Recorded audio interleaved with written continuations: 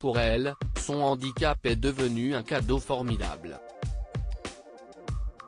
Lorsqu'elle avait 7 ans, la princesse Béatrice a été diagnostiquée dyslexique. Un moment qu'elle ne pourra jamais oublier.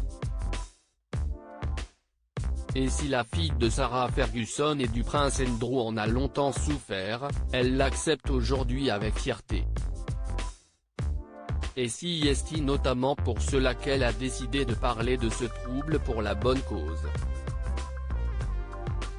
À l'occasion de la Journée internationale des livres jeunesse en Angleterre ce vendredi 2 avril, la princesse Béatrice a pris la parole dans une vidéo pour faire la promotion de l'ouvrage Extraordinary de l'autrice Kate Griggs, qui met en lumière les enfants souffrant de dyslexie. Ce n'est un secret pour personne que j'ai lutté avec ma dyslexie quand j'étais enfant et que je souhaitais même souvent qu'elle disparaisse, a d'abord expliqué l'épouse d'Edoardo Mapellimosi.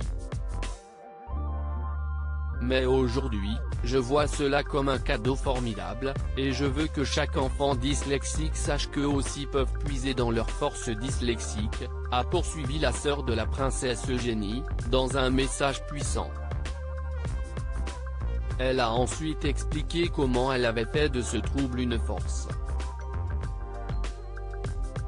Ce que vous ne savez peut-être pas sur moi, si est que je suis made by dyslexia, ce qui était un peu difficile quand j'étais à l'école. Mais maintenant, grâce à toute la pratique et à beaucoup de soutien, je me sens tellement chanceuse, a assuré la princesse Béatrice, sourire aux lèvres, ravie de pouvoir travailler avec des organisations incroyables qui sont là pour vous soutenir dans votre voyage pour découvrir ce qu'est votre superpuissance. Ce sujet, elle l'a déjà évoqué à de nombreuses reprises pour faire changer les mentalités. Princesse Béatrice, ce n'est pas quelque chose qui ne va pas chez vous. Je pense que l'une des forces que nous avons en tant que dyslexiques est de regarder les choses différemment, de trouver de nouvelles façons de faire et de faire plus d'expérience, affirmait-elle il y a quelques mois. Si la dyslexie l'affecte au quotidien, la princesse Béatrice a continué, la dyslexie se développe au fur et à mesure que vous grandissez. Cela fait partie de vous, cela fait partie de la façon dont votre cerveau se développe. Ce n'est pas quelque chose qui ne va pas chez vous. Comblée par tout le travail effectué pour aider les jeunes dyslexiques, elle se réjouissait.